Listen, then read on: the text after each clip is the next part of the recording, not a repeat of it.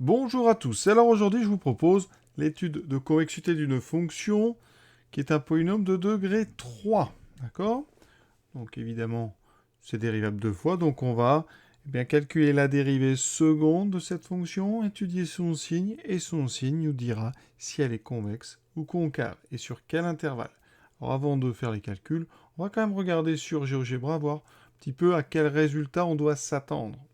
Alors la voici cette courbe. Donc une courbe qui a l'air strictement décroissante.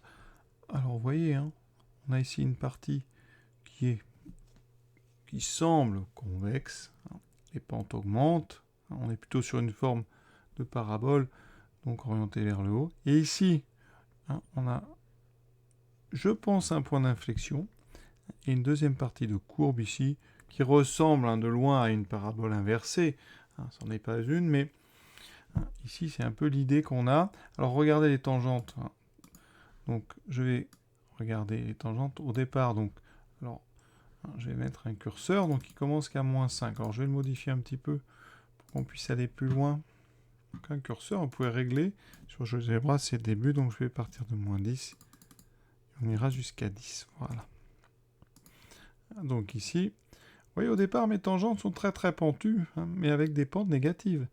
Donc ici, c'est moins pentu parce que elles augmentent. Voilà. Vous voyez, les pentes ici augmentent. On est sur une portion convexe, la courbe est au-dessus de ses tangentes, et donc les pentes augmentent, jusqu'à un certain point. Ici, vous voyez, la courbe sur cette partie est toujours au-dessus de la tangente, et donc vous allez avoir un endroit qui pose un problème. Alors je pense que c'est plutôt cet endroit. Vous avez une tangente ici, alors on n'est pas loin, c'est peut-être en moins 0,9, je ne sais pas exactement. Oui, vous avez ici présence d'une tangente très particulière. La courbe traverse la tangente, elle arrive par-dessus et ressort par-dessous. Ici, on a donc un point d'inflexion, certainement. Et après une deuxième partie, vous voyez, où les tangentes sont au-dessus de la courbe et les pentes diminuent. Donc c'est une portion concave.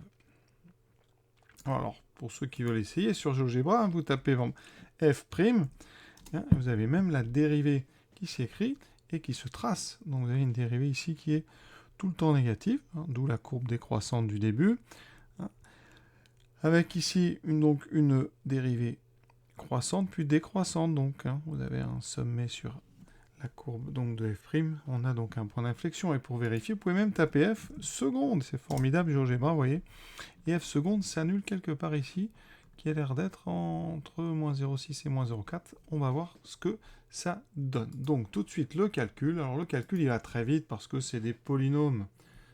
C'est plus long quand on a des exponentielles, mais ici on va calculer donc f', pas de souci pour dériver. Moins 2 fois x3, donc ça fera moins 6x2. Moins 3 fois 2x, moins 6x, moins 12. On dérive une deuxième fois.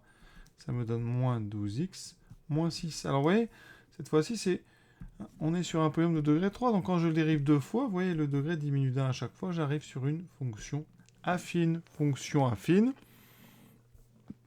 Donc, obligatoirement, une racine. Ça veut dire que quand on a une fonction au cube, eh bien, il y a forcément un point d'inflexion et un seul, puisque la dérivée seconde sera une fonction affine. Alors, l'étude du signe, elle va être très rapide. Mais là, on va faire un tableau. Ici, donc, f seconde. Il faut que j'arrive à trouver quand est-ce que s'annule moins 12x moins 6. Donc, ça fait moins 12x égale 6. On divise par moins 12. Ça fait 6 sur moins 12. Donc, moins 1 demi. Effectivement, c'est ce qu'on avait l'air d'avoir sur le graphique. Donc, notre f seconde, c'est une fonction affine décroissante, parce qu'on a un moins 12. D'accord, ça c'est très important. Ici, donc votre moins 12, je vais les mettre en couleur, on va y arriver. Voilà. Il indique qu'on a donc quelque chose de décroissant. Donc au niveau du signe, on va d'abord avoir des plus et ensuite des moins. Ça veut dire que, eh bien, f, eh bien, elle est ici, sa dérivée seconde est positive. Donc dans le cours dérivée seconde positive, ça veut dire, vous pouvez même faire le tableau de variation de f'.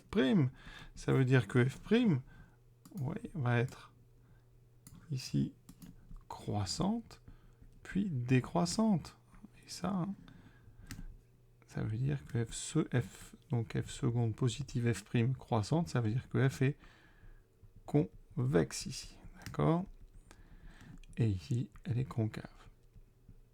Tout ça, c'est important de bien maîtriser. Vous avez donc aussi, c'est à signaler, hein, en moins 1,5, f seconde de x s'annule en changeant de signe. Donc vous avez présence d'un point d'inflexion. Donc, point d'inflexion d'abscisse moins 1,5.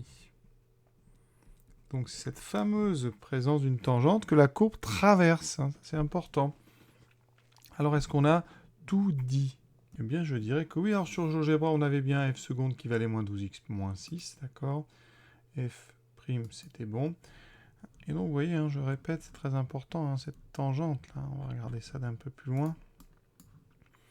Donc quand on bouge, si je mets la tangente au niveau de moins 0,5, ici, voilà, eh bien vous avez une position très intéressante, hein, d'une courbe qui traverse sa tangente au niveau du point d'inflexion. Voilà, l'exercice est terminé. C'est vraiment des exercices d'application, hein, sans grand piège, hein, mais il faut déjà bien maîtriser ça avant de passer à la suite.